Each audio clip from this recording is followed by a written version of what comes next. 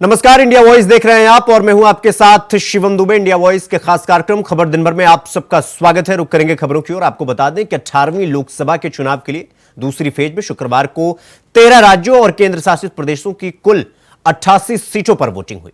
त्रिपुरा में सबसे ज्यादा करीब 77.93% वोटिंग हुई। महाराष्ट्र, बिहार और उत्तर प्रदेश में सबसे कम यानी 53% के आसपास मतदान हुआ।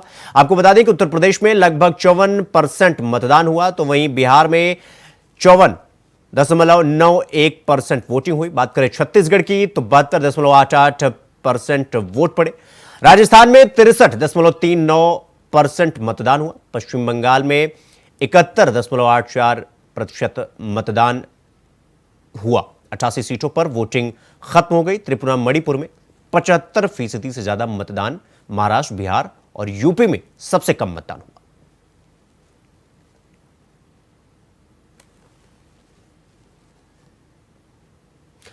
तो सुप्रीम कोर्ट ने वीवीपैट के साथ ईवीएम पर डाले गए वोटों के 100% सत्यापन की मांग करने के मामले में फैसला सुनाया, जिस पर दिग्गजों का बयान सामने आया है।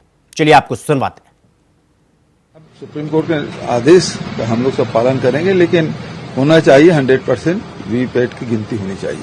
इलेक्शन कमीशन ने बोला कि नहीं, इसमें जो मेमोरी होती है वो तो चिप में बर्न्ट होती है, और तो कोर्ट ने ये बोला है कि जो भी बर्न्ट मेमोरी है उसमें 5 हर असेंबली कंस्टिट्यूएंसी में 5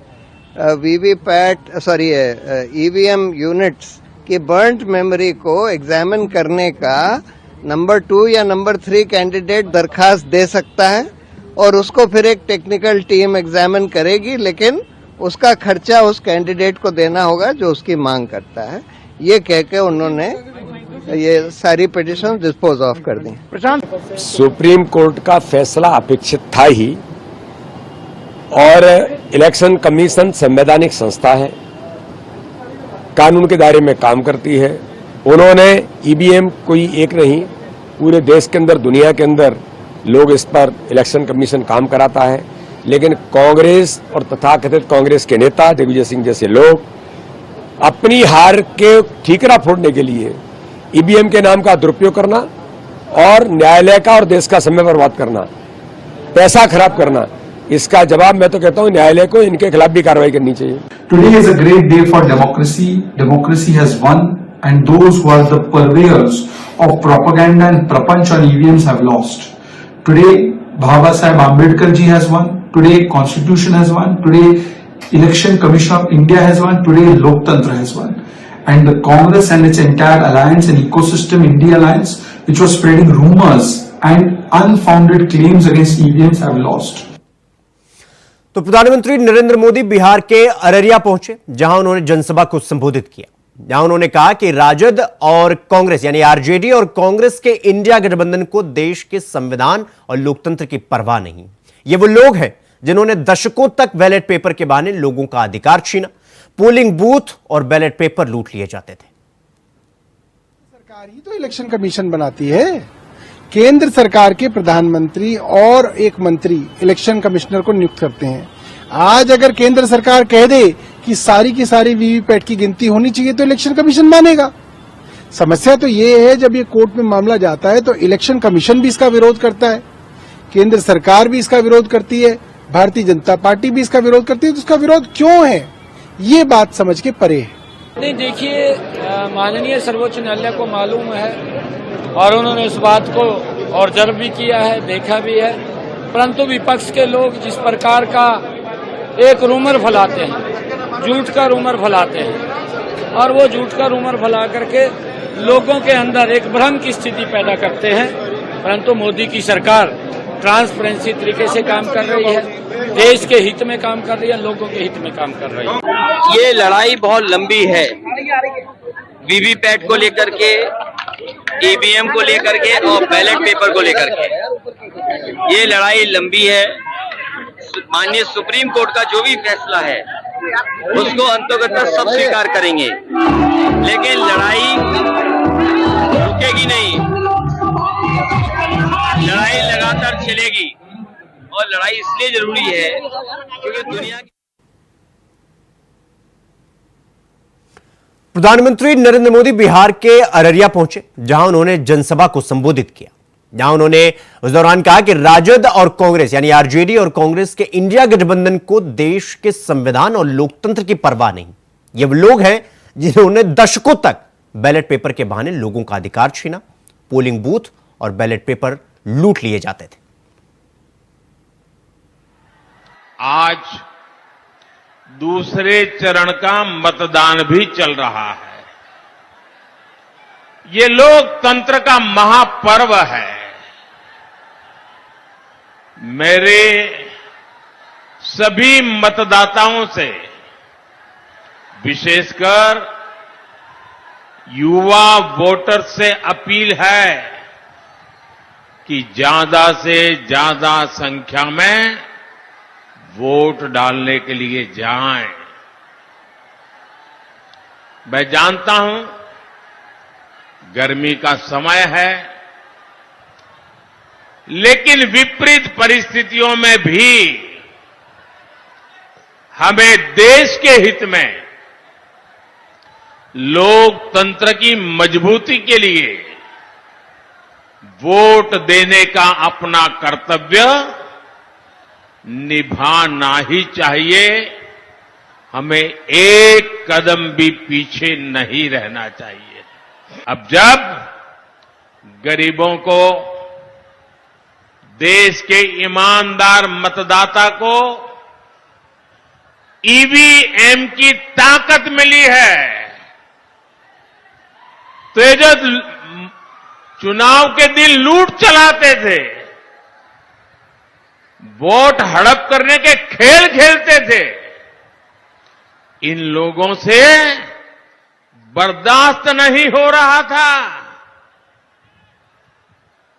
अभी भी वो परेशान है और इसलिए उनका दिन रात यही काम रहता है, कैसे भी करके ईवीएम हटना चाहिए, ये बटन दबाने वाला खेल बंद होना चाहिए। यही उनका खेल चल रहा है। इंडी गठबंधन के हर नेता ने ईवीएम को लेकर जनता के मन में संदेह पैदा करने का पाप किया है। लेकिन आज देश के लोकतंत्र की ताकत देखिए, बाबा साहब आंबेडकर के संविधान की ताकत देखिए। आज सुप्रीम कोर्ट ने अभी 1-2 घंटे पहले ही मतपेटियों को लूटने का इरादा रखने वालों को ऐसा गहरा झटका दिया है, ऐसा गहरा झटका दिया है कि उनके सारे सपने चूर चूर हो गए हैं। आज मैं इन सबको चुनौती देता हूं। पहले तो ये समझ लें, 25 साल हो गए, आपने मुझे बहुत डराने की कोशिश की, अभी तक नहीं डरा पाए हो। अब कोशिश बंद कर दो। साथियों, इन्होंने यहां तक झूठ फैलाया कि कभी डॉक्टर मनमोहन जी ने ऐसा कहा ही नहीं था कि देश के संसाधनों पर पहला हक मुसलमानों का है। लेकिन साथियों, आज डॉक्टर मनमोहन सिंह जी का एक और पुराना वीडियो सामने आया है, जिसमें फिर से वो वही कह रहे हैं कि देश के संसाधनों पर पहला हक मुसलमानों का है। इंडी गठबंधन के हर नेता को देश की जनता की माफी मांगनी चाहिए। माफी मांगनी चाहिए कि नहीं मांगनी चाहिए? माफी मांगनी चाहिए कि नहीं मांगनी चाहिए? साथियों, आज देश में राजनीति की 2 मुख्य धाराएं बन गई हैं। एक धारा बीजेपी और एनडीए की है, जिसका मकसद है देश के लोगों को सशक्त करना, हर लाभार्थी के दरवाजे तक खुद जाकर उसे लाभ पहुंचे। इसके विपरीत एक ऐसी धारा है कांग्रेस और आरजेडी की, इंडी गठबंधन वालों का मकसद है देश के लोगों से छीनना, उन्हें तरसाकर रखना और खुद की तिजोरी भरना। जैसे कांग्रेस हो या आरजेडी, इन दोनों पार्टियों ने बिहार के लोगों को विकास के लिए तरसा कर रखा। बुलेटिन में रुकेंगे एक छोटे से ब्रेक के लिए। खबरों का सिलसिला जारी है, फौरन लौट रहे हैं। ब्रेक के बाद एक बार फिर आप सबका स्वागत है। मेरे साथ रुक करेंगे अगली खबर की ओर। आपको बता दें कि कांग्रेस नेता राहुल गांधी ने कर्नाटक में एक जनसभा को संबोधित किया। इस दौरान राहुल गांधी ने प्रधानमंत्री नरेंद्र मोदी पर जमकर निशाना साधा। जनसभा में राहुल गांधी ने कहा कि इन दिनों प्रधानमंत्री मोदी अपने भाषणों में बहुत घबराए हुए लगते हैं। शायद अगले कुछ दिनों में स्टेज पर ही उनके आंसू निकल जाए। नरेंद्र मोदी जी ने पिछले 10 साल सिर्फ गरीबों से पैसा छीना है, अरबपति बना दिए। 22 लोग हैं जिनके पास उतना ही धन है जितना 70 करोड़ हिंदुस्तानियों के पास है। हिंदुस्तान के 1% लोग 40% धन को कंट्रोल करे बैठे हुए हैं और पिछड़ों, दलितों, आदिवासियों, गरीब, जनरल कास्ट, माइनॉरिटी के लिए कहीं जगह नहीं है। सीधी सी बात है, मैं आपको सीधा एक लाइन में कह देता हूं, जितना पैसा नरेंद्र मोदी जी ने उन अरबपतियों को दिया, उतना पैसा हम हिंदुस्तान के गरीब लोगों को देने जा रहे हैं। इंडिया गठबंधन की सरकार दुनिया में पहली सरकार होगी जो अप्रेंटिसशिप का अधिकार हिंदुस्तान के हर बेरोजगार ग्रेजुएट को देने जा रही है। करोड़ों युवाओं की पहली नौकरी पक्की होने जा रही है। प्राइवेट सेक्टर में, पब्लिक सेक्टर में, सरकारी ऑफिसेज में, सरकारी अस्पतालों में हिंदुस्तान की सरकार युवाओं को अप्रेंटिसशिप देगी। Graduate, diploma holders, college graduate, university graduate को अधिकार होगा सरकार से 1 साल की नौकरी मांगने का। जैसे मनरेगा में रोजगार की गारंटी थी, वैसे ही हम ग्रेजुएट्स को अप्रेंटिसशिप की गारंटी दे रहे हैं। 1 साल की नौकरी होगी और हर महीने 8,500 रुपए बैंक अकाउंट में ठकाठक ठकाठक ठकाठक, साल के 1 लाख रुपए बैंक अकाउंट में ठक। और हिंदुस्तान को करोड़ों युवाओं की एक ट्रेंड वर्कफोर्स मिलेगी। नरेंद्र मोदी जी ने आज तक किसानों का कर्जा माफ नहीं किया और किसानों को कानूनी एमएसपी नहीं देते हैं। हमारी सरकार आते ही किसानों का कर्जा माफ करने जा रही है। आप प्रधानमंत्री के भाषण देखते हो, घबराए हुए हैं, शायद कुछ ही दिनों में स्टेज पे आंसू निकल आए। 24 घंटा आपका ध्यान इधर उधर करते रहते हैं। कभी पाकिस्तान की बात होगी, कभी चाइना की बात होगी, कभी थाली बजवाएंगे, कभी मोबाइल फोन की लाइट जलवाएंगे। हिंदुस्तान में 3-4 बड़े मुद्दे हैं। वहीं उत्तराखंड की सुप्रसिद्ध चारधाम यात्रा 10 मई से शुरू होने जा रही है। ऐसे में यात्रा की तैयारी को लेकर मुख्यमंत्री पुष्कर सिंह धामी ने सचिवालय में यात्रा से जुड़े सभी विभागों की अहम बैठक ली। मुख्यमंत्री पुष्कर सिंह धामी से खास बातचीत की हमारे संवाददाता अभय कैंतुरा ने। सुनिए। उत्तराखंड की सुप्रसिद्ध चारधाम यात्रा 10 मई से शुरू होने जा रही है। हमारे साथ बातचीत करने के लिए मुख्यमंत्री पुष्कर सिंह धामी जी उनसे बातचीत करें। सर, पिछली बार नया रिकॉर्ड बना था, 56 लाख यात्री यहाँ पर आए थे। अब की बार सरकार ने सीमित संसाधनों में इस यात्रा को फिर शुरू करने के लिए नई चीज़ों के देखिए, पिछली बार की बड़ी यात्रा हुई थी, 56 लाख तीर्थयात्री आए थे और इस बार भी अभी 16 लाख के लगभग रजिस्ट्रेशन अभी तक हो चुके हैं और जैसा अनुमान लगा रहे हैं कि बड़ी यात्रा होगी तो आने वाले यात्रियों को, तीर्थयात्रियों को, श्रद्धालुओं को किसी प्रकार की परेशानी न हो। हालांकि ये यात्रा बहुत कठिन होती है, उसके बावजूद भी हमारा समुचित प्रयास है कि हर दृष्टि से सभी विभाग इसमें अपना ठीक प्रकार से सक्रियता से और समय रहते जो जरूरी व्यवस्थाएं हैं उन जरूरी व्यवस्थाओं को पूरा करें। संसाधन सीमित है, आपने पिछली बार भी मैसेज दिया था कि लोग आए, सबकी यात्रा सुखमय हो सके, सरल हो सके। इस बार भी कुछ ऐसा चीज करेंगे सर ताकि यात्रा सबकी सफल हो?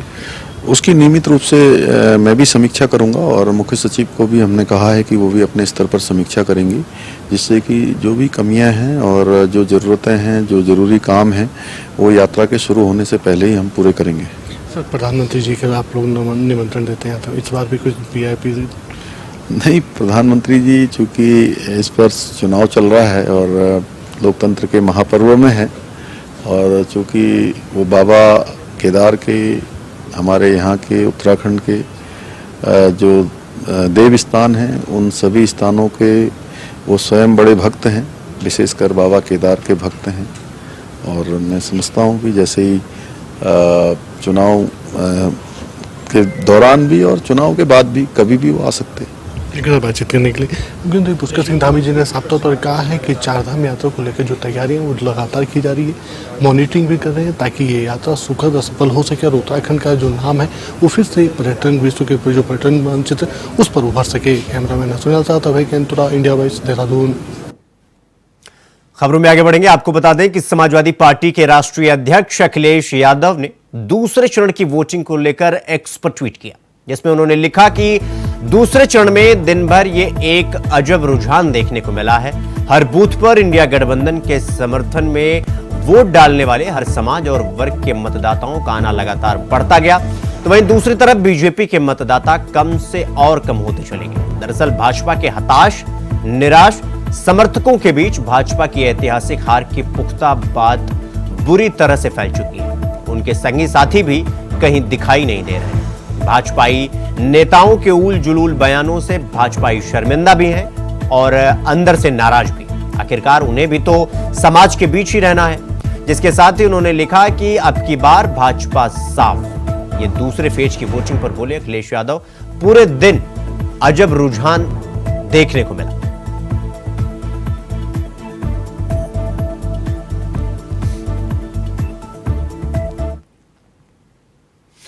तो वहीं उत्तर प्रदेश के मुख्यमंत्री ने जनसभा को संबोधित किया, जिसमें उन्होंने कहा कि मातृशक्ति के सम्मान के लिए, प्रगति और उत्थान के लिए, मथुरा प्रस्थान के लिए भाजपा को लाना है, कमल खिलाना है। अपने घोषणा पत्र में 2 बातें और कही हैं। विरासत टैक्स के साथ साथ उन्होंने एक बात और कही है। उन्होंने कहा है अल्पसंख्यकों को उनकी पसंद की खाने की स्वतंत्रता देंगे, यानी वह गौकसी कराने का खुली छूट देंगे। क्या आप गौकसी को छूट देंगे क्या? अरे इन बेशरम लोगों को देखो ना, भारत की आस्था के साथ कैसे खिलवाड़ कर रहे हैं। कह रहे हैं उनको खुली छूट देंगे। अरे कैसे हो सकता है? जिस गाय को हम माता मानते हैं, जिसको हमारा शास्त्र कहता है कि गाओ विश्वस्य मातरा, उस गौ माता को एक काटने के लिए देंगे कसाईयों को। क्या हिंदुस्तान इसको स्वीकार कर पाएगा क्या? और मैंने सुना है कि भाई और बहन दोनों अयोध्या दर्शन करने के लिए जाना चाहते हैं। जब इनकी सरकार थी तब कहते थे कि राम तो हुए ही नहीं। क्या कहते थे? राम हुए ही नहीं। और जब देश की जनता जनार्दन के संघर्ष के फलस्वरूप माननीय उच्चतम न्यायालय के फैसले के क्रम में मोदी जी के प्रयास से आपके एक एक वोट की कीमत ने अयोध्या में रामलला को फिर से विराजमान कर दिया है और मंदिर भव्य बन गया है। अब कहते हैं राम तो सबके हैं। देखो ना इनके दोहरे चरित्र को। पहले कहते थे राम हुए ही नहीं, अब कहते हैं राम तो सबके हैं। बहन और भाइयों, इन पे विश्वास मत करना, कभी विश्वास मत करना। ये लोग धोखा देंगे। जब भी इनको अवसर मिलेगा ये लोग धोखा देंगे। हमें धोखेबाजों से नहीं, हमें भ्रष्टाचारियों से नहीं, हमें हिंदुस्तान की सुरक्षा और हिंदुस्तान की संप्रभुता के साथ साथ हिंदुस्तान को समृद्धि की नई ऊंचाई तक पहुंचाने वाली सरकार चाहिए और वह केवल भारतीय जनता पार्टी दे पाएगी, भारतीय जनता पार्टी दे पाएगी। संभल के लोगों को, बिलारी के लोगों से कहने के लिए मैं बहनों और भाइयों आया हूं, एक ही अपील करने के लिए आया हूं कि क्या हमारा वोट जो लोग हिंदुस्तान का खाते हैं, जो ये मानते हैं उनके पूर्वज हिंदुस्तानी हैं, उनकी आने वाली पीढ़ी को हिंदुस्तान में ही रहना है, उनको सोचना होगा उनका वोट उन विषधरों को नहीं जाना चाहिए जो लोग भारत माता की जय जयकार करने में संकोच करते हों। कतई नहीं जाना चाहिए।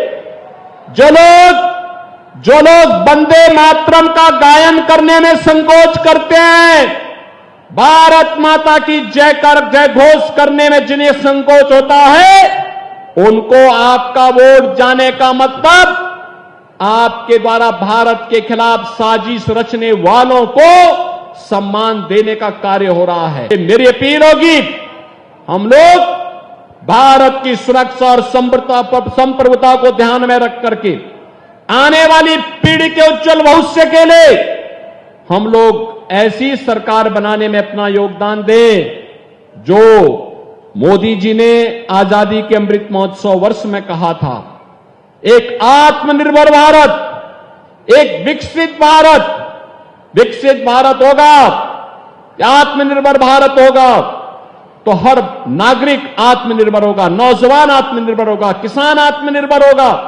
महिलाएं आत्मनिर्भर होंगी, श्रमिक आत्मनिर्भर होगा, जीवन के प्रत्येक क्षेत्र में लोगों को इसका लाभ मिलता हुआ दिखाई देगा और हमें ऐसी ही सरकार को बनाने में अपना योगदान देना है। तो इसी के साथ खबर दिन भर में फिलहाल अभी के लिए बस इतना ही। देश और दुनिया की तमाम खबरों को देखने के लिए देखते रहिए इंडिया वॉइस। नमस्कार।